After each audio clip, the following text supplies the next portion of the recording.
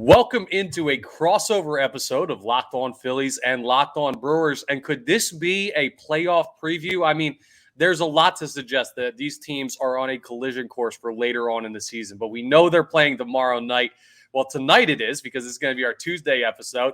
And Chuck, really appreciate you taking the time to cross over. The Brewers are a super interesting team to me, and we're going to dive deep into it. Really quick, I do want to let you know, Locked On Brewers and Locked On Phillies, both part of the Locked On Podcast Network, your team every day. And we're brought to you today by Gametime. Download the Gametime app, create an account, and use code LOCKEDONMLB for $20 off your first purchase. Real quick, actually, Chuck, before I get into that, we don't want to skip the pleasantries. If Locked On Phillies folks aren't familiar with us, with you, why don't you tell us a little bit about your work on Locked On Brewers? All right. First-year host, longtime sports talk show host in Wisconsin, Chuck Freimund is the Twitter following. Chuck Freimund, Freimund. And let me say, the Philadelphia fans are some of the most passionate fans I've been to the city of Philadelphia. Oh, my gosh. How cool is that, you know? But I'll tell you what. I have a chip on my shoulder for the Phillies these days because I was betting on them every game in the postseason last year against Houston, and I got burned. Yeah, sorry about that. We wish that would have gone our way too. So apologize to make you lose a little bit of money there. Yeah. Trust me, I guarantee you it was worse watching the Game 4 no-hitter from our perspective than anyone who had money on it. Well, depending on how much money you add on. But that's great. I'm a radio guy here in Philadelphia as well. Mm-hmm. If the listeners of Locked On Brewers aren't familiar, part of our morning show on the radio. I'm the second-year host here at Locked On. And, of course, these teams, we've got some history because last year it was a down-the-stretch playoff push for the final wild card spot. Unfortunately for the Brewers, they came up a little bit short. The Philadelphia Phillies made it in. And now, as we head into the Phillies' second series and your second series as well after the All-Star break, you guys are the ones leading your division, and the Phillies are the ones fighting for a final wild card spot or hopefully better than that. Why don't you just take the time to talk a little bit about what the Brewers have done so well to get in this spot, especially as of late, because they've been playing some really hot baseball lately. Well, O'Connor, it's been a struggle for most of the season, but then here the last couple of weeks and right before the All-Star break, they caught fire. They've been winning series. Their pitching has been great. The bullpen has been outstanding. But if you look at their numbers offensively, it's not been very good. It's the bullpen and the pitching that's been carried this team. But if not for that, man, the Brewers would have 90 losses. All right, we're headed for a 90, 95 loss team. That's how bad it's been for them. So they were struggling, and then they turned it around here, and they've won 8 of 10 against Cincinnati, and now got a 2-game lead in the division. So they're in a tough stretch right now. 15 games straight against teams that are playoff contending team, including your team there, the Philadelphia Phillies, who've just been playing amazing. And I noticed, like, since they put Schwarber in the leadoff spot, a guy we're familiar with because from his days with the Cubs, right. The Phils have just been on fire since they moved him there.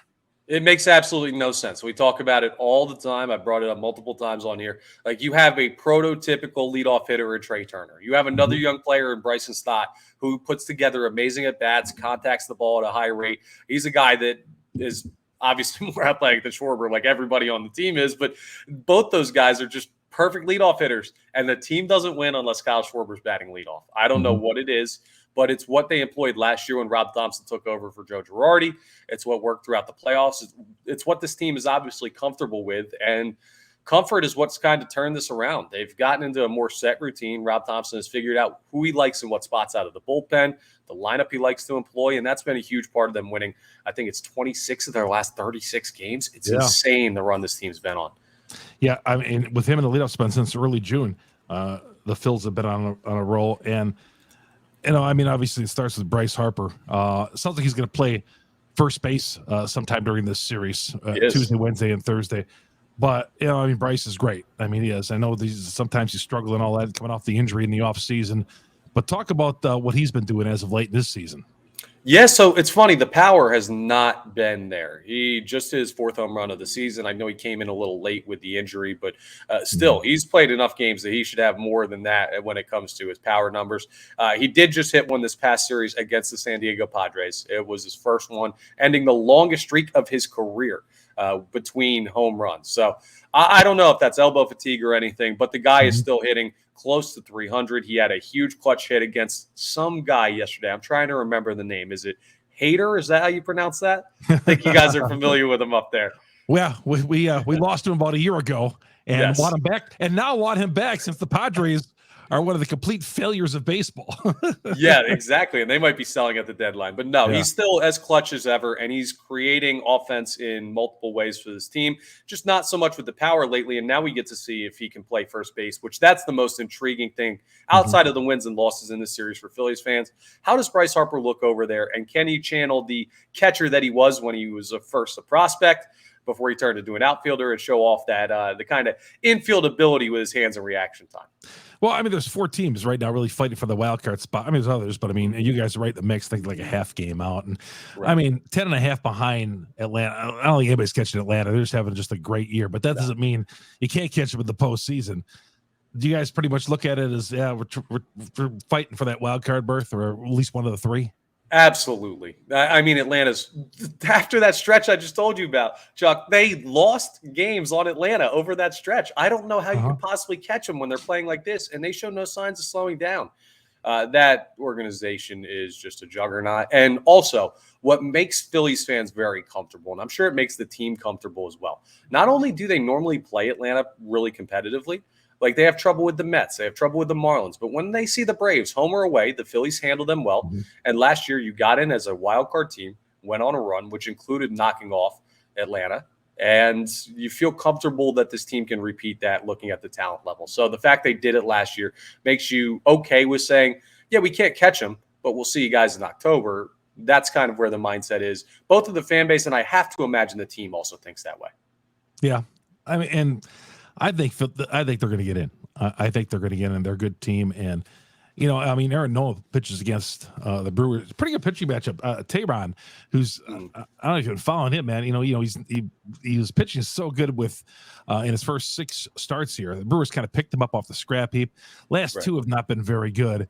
But going against Aaron Nola tomorrow night. And Nola, you know, I mean, he's good. But I think are Philly fans down on him because he's not been great?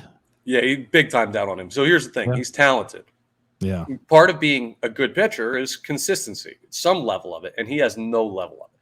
He'll come out in one game and give you 8 innings to 2-hit ball against a very good opponent, and then the next 2 starts will be 4 home runs given up, home run given up, and give up like 6 runs because you can't get anybody out. Like, he struggles with the pitch clock at points because he's a guy that's very deliberate with the way he likes to work, and he's not as comfortable as you'd like him to be with runners on base. So there's just so many extra factors that go into whether or not Aaron Nola is a good pitcher. The talent level is undeniable, but he's been so inconsistent this year. And over the past month, the Phillies have gotten really consistent pitching out of the other 4 guys, Zach Wheeler, Taijuan Walker, Ranger Suarez, and Christopher Sanchez, who you're going to see in game 2, who's been taking on kind of the quasi 5th starter role as you wait for the rotation to get a little bit healthier potentially later, or a deadline move.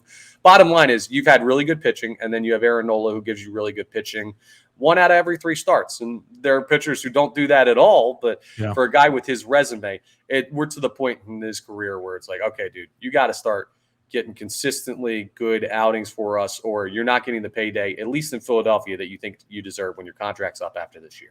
See, the Brewers play offensively well against the big boys, the Aaron Nolas of the world. It's the lower guys in the rotation, the guys who just get called up from AAA, who come out and pitch 7 innings of 2-hit baseball against the Brewers. But the Brewers, I mean, they're struggling, like I said earlier, scoring runs. I mean, if they can get the 4 runs, they got an amazing record. But the problem is getting there. There's been too many times this year where, you know, you might get home late and turn the game on or whatever. It'll be the 5th inning, 0-0, 0-0. I mean, Brewer games just fly by because they go quickly offensively because they don't score any runs. Like this past, you know, they won a stretch of games where they won 1-0, 1-0, and 3-0 over the Reds. And then they won yesterday 4-3. So offense has not been an issue. How about you guys? Yeah, you know what? It depends on the week. This has been such a weird team. Over the last month, they've been consistent. The offense has come through. The pitching has been really good. They've just been playing like a great baseball team. But when the season was struggling, when they were losing games, and they were falling back in the division and falling out of the playoffs, they'd have a game where they'd get a starter goes 7 innings, 2 hits, and they'd score 2 runs. And then they'd have a game where they'd score 7 runs, and all of a sudden Aaron Nola has like a 5-run implosion. So they just couldn't put it together. The talent level has always been there. They just weren't able to find a stretch where everything was clicking at the same time. and they're on that stretch now. So not the best time to be facing the Philadelphia Phillies. Now, real quick, I want to talk a little bit about our sponsors, and I'll throw it to you to do our title sponsor. But before we do that, I just want to have a general idea of who are the guys that are playing well for the Brewers right now that the Phillies are going to hear their name this series and don't want to hear their name this series.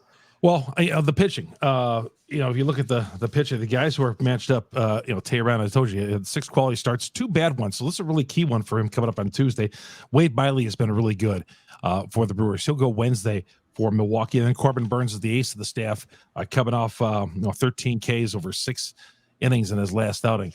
But offensively, the guy who's really been carrying him is Christian Yelich, a guy who's been struggling probably since 2019 when he underwent when he had a knee injury, and he has not been the Yelich that we once knew when he first came to Milwaukee. He has been struggling. We got rid of the leg kick, and now he's back to hitting again.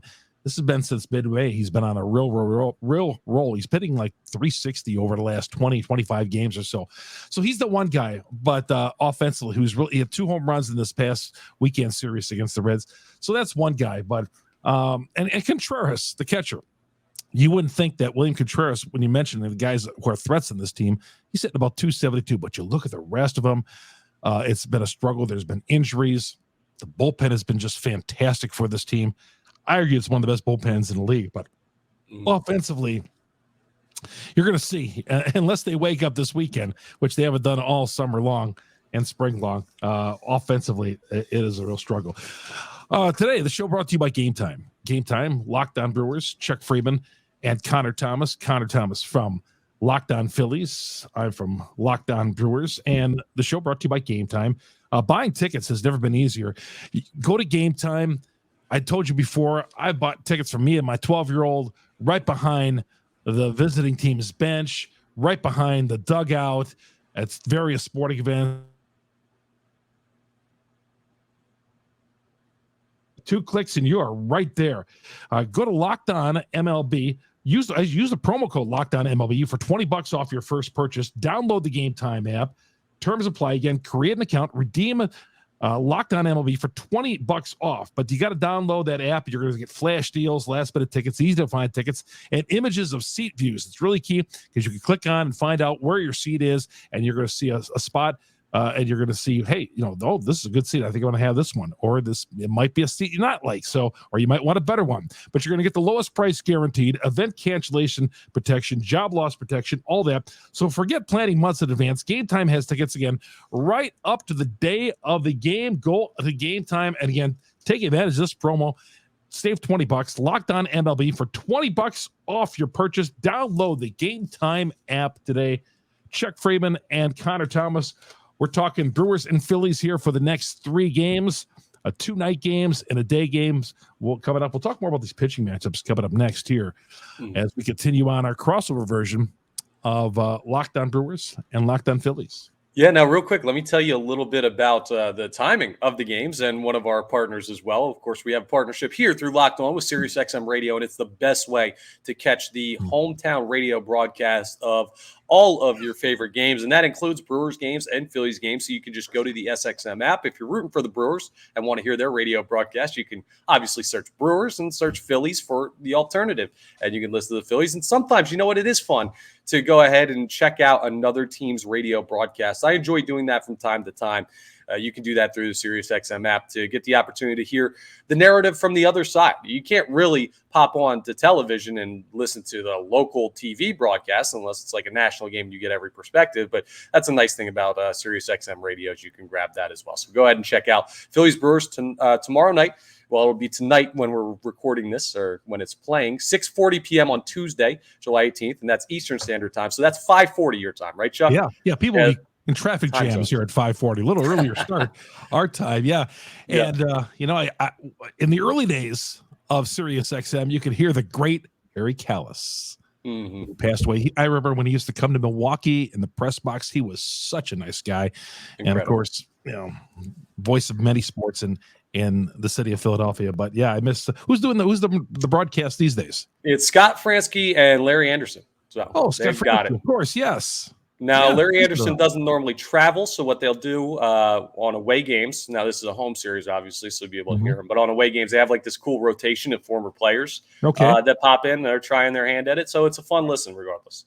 Okay. Yeah, Now, we got a I good do crew. have to, I do have to say, because you're a radio guy, I know everything going on up there, but that's our competitor station. So as much as I love Fransky in LA, feel free to listen to the Sirius XM app because that's our Oh, competitor radio station. yes. Nothing Listen wrong to with that. I Sirius love the guys. XM. Yeah. But yeah, you can get the broadcast and you don't have to listen to them specifically. So a double winner for us. Got to play the radio game too, Chuck. Okay. Now, if you're, and of course, Bob Euchre does not travel to road games, but we got great guys doing broadcasts all the time. And Lane Grindle does the games. Jeff Levering broadcasting on the game. So we got a good crew going out there. And then we got a home series coming up. The Braves coming up this weekend. We need you guys to play well in that one. Take this series off, play as well as you can against the Braves. Honestly, I would probably just move back Burns and make sure he's ready to throw against Atlantic with an extra day of rest. I got no issue with that. People say in our in our league, in the National League, the Braves. Why does it matter who makes the postseason? Because the Braves are just going to go ahead and win it all anyway. You can't buy in that because look how many times in baseball does a team have the best record and they flop out in the divisional series. Yeah. The all-time leader in wins for a Major League Baseball team in the regular season did not win the World Series. I mean, so you've got an opportunity. Baseball's so weird in the postseason. The Phillies showed it last year, and just getting in is enough. That's another reason why the wild card is not – it's not a consolation prize. It really isn't. Everybody gets an equal prize, the 7 teams for making it in, and it's all about what you do with that opportunity. And right now, the pitching has been a huge reason why the Brewers are one of those teams. And we got a great set of pitching matchups in this series. Do you have a favorite one you're looking forward to most? Because I know you already talked about how much you like the Nola Teheran matchup. I do that. And the pair of lefties that are going. Sanchez, a left-hander against Wade Miley coming up on Wednesday. Miley has been great. Here's a guy who the Brewers got fairly cheap, $4.5 million. Here, Wisconsin and Milwaukee, we don't small market. So if you get a guy $4.5 million with 6 or 7 wins at this point, that's a bargain, man. Right. Christopher Sanchez, I see he's 0-3. I haven't seen him pitch. Tell us a little bit of him.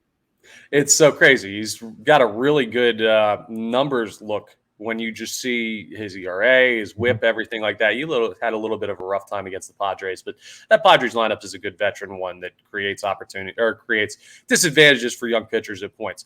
The issue is he just hasn't really been lucky when it comes to his decisions, but he had a 2-something ERA in 5 starts over the month of June, 4 starts since June. So he's been really good as of late.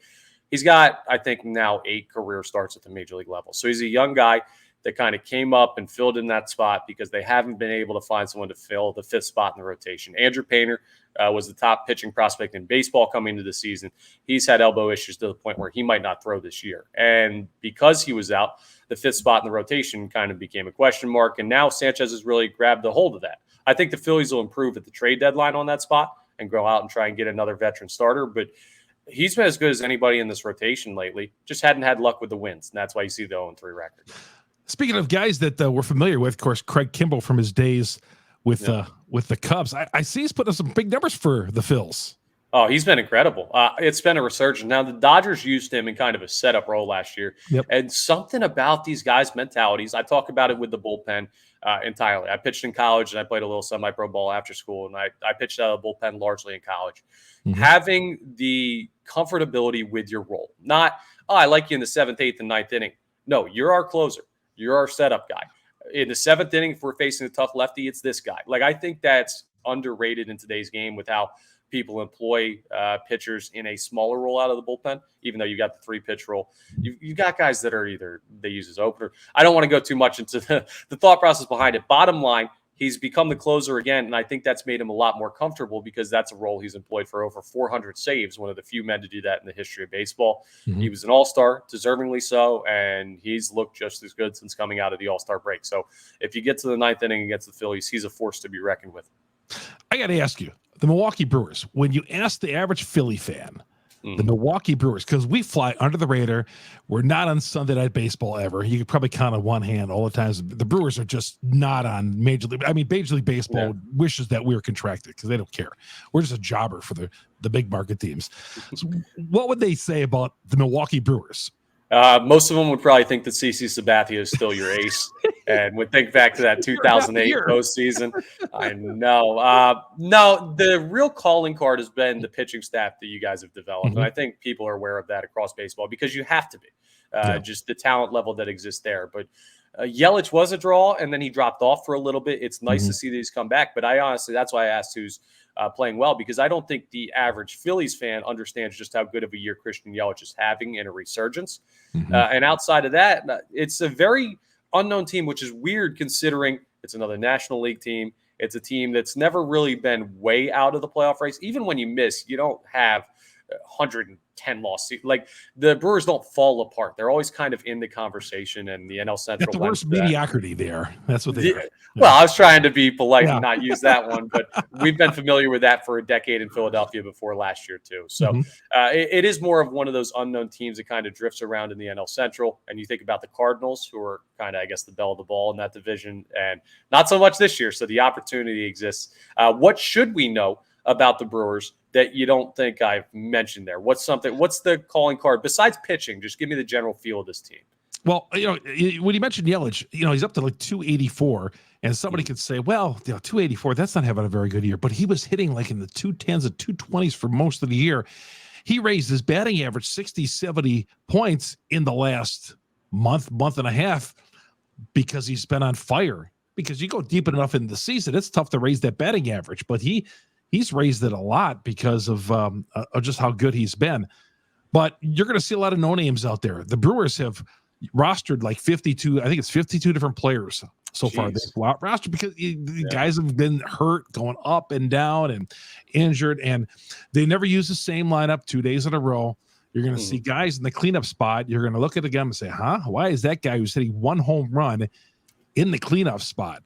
So Craig Counsell's a heck of a manager. I don't know how the Brewers are 10 games over the 500 mark. When you look at this everyday lineup and it's just bad, you're going to say, wow, how is this team? Because there are times when they just look bad. They do. Yeah. And I don't mean to bury my own team here, but their pitching, on the other hand, World Series caliber, championship caliber pitching staff. But the offense is a struggle. And you're going to see these 3 games. They're going to throw guys out there, and you're going to say, how is this the guy at the plate? You're going to say, why is this guy in the majors? We say it every day. But Craig Counsell's a heck of a manager. He's going to win manager of the year. Yeah, he's going to win manager of the year. Okay. So listen, I like that prediction. Now I want to ask you, based on what you were just saying there, because it kind of sounds like it to me, but I don't want to put words in your mouth. Do you feel the Brewers are playing out over their skis a little bit right now, and there's regression coming? Well, it's a bad division, Connor. It's this and the American League Central, probably the 2 worst divisions in baseball. For a while, the Brewers were in first place, like 2 games above 500, and then Cincinnati got on the roll, and the Brewers have surpassed them. So this division was just so bad all year long, and many thought the St. Louis Cardinals were the overwhelming pick to win the NL Central. They're having, maybe the most disappointing season of anybody in baseball. So. Yeah, I just look at the Brewers. The opportunity's there. The opportunity's there. Get into the tournament, as we always say, like the NCAA. Get into the NCAA tournament, and roll the ball from there. We don't know much about Rob Thompson, the Phillies manager. Seems like he's doing a pretty good job. How you all feeling about the work he's doing so far?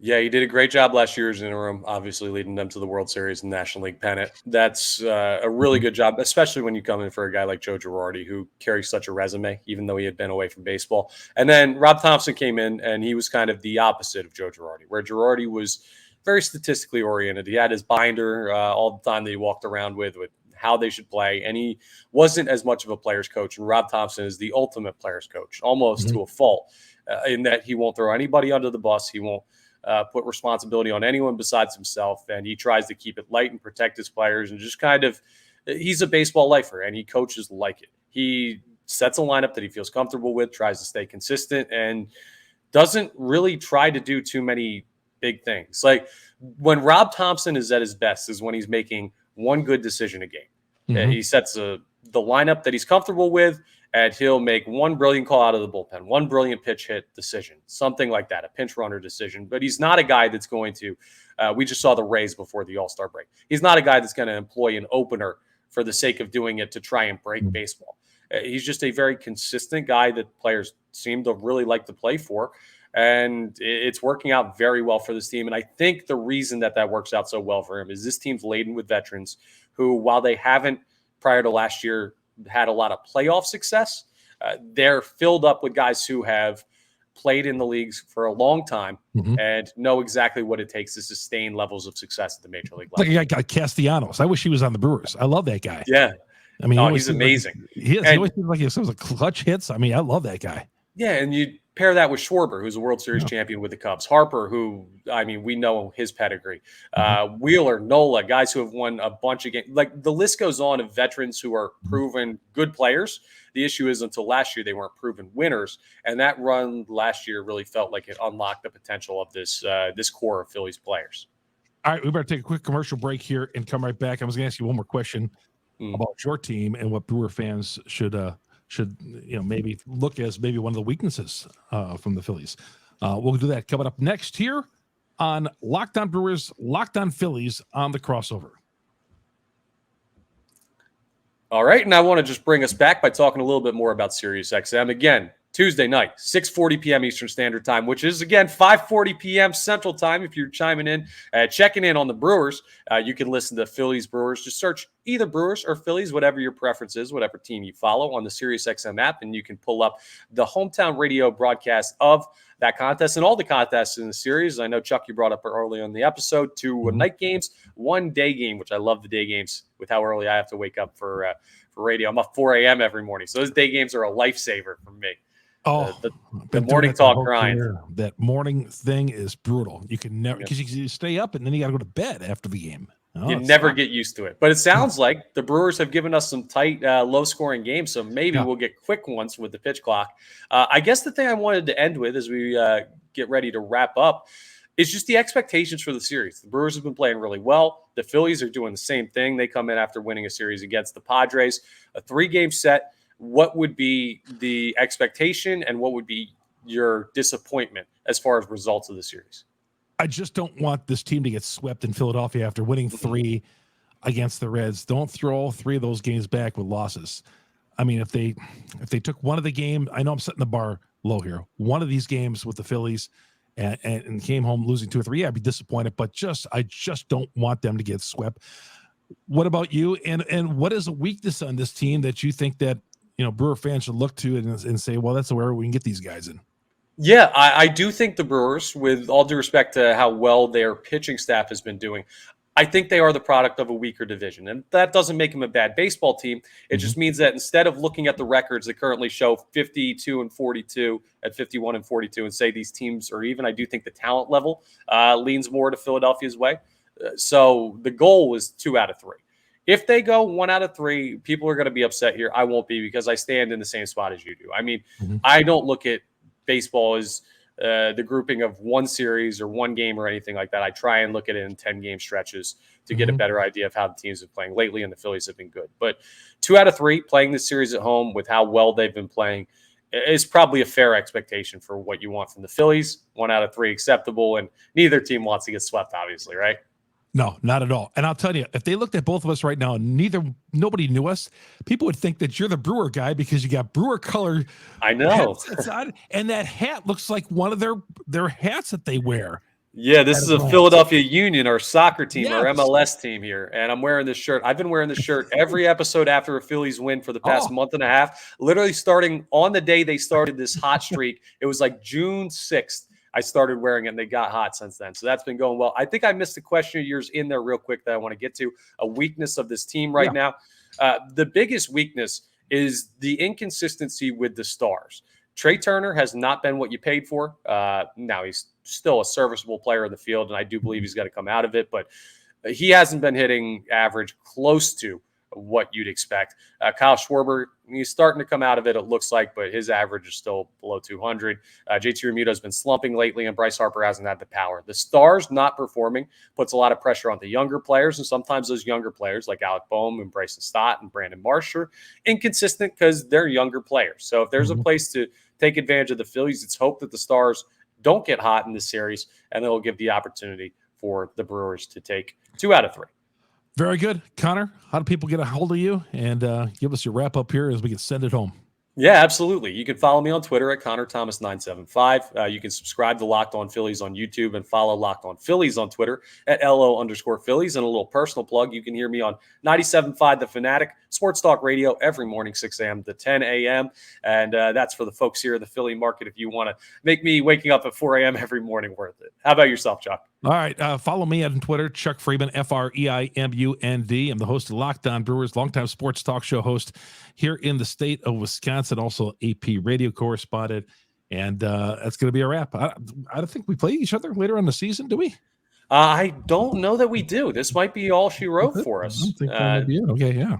Yeah, so this will be it could be a preview of a playoff series down the road, which makes this something very interesting, especially if the Phillies are a wild card seed and the Brewers win the NL Central. We do have one more series coming up in September. So we'll see you September 1st, 2nd, and 3rd. Until then, though, we've got 3 games where we got to be mortal enemies. Very good. All right. We'll talk to you maybe in September, my friend. Enjoy the games. Sounds great. You too.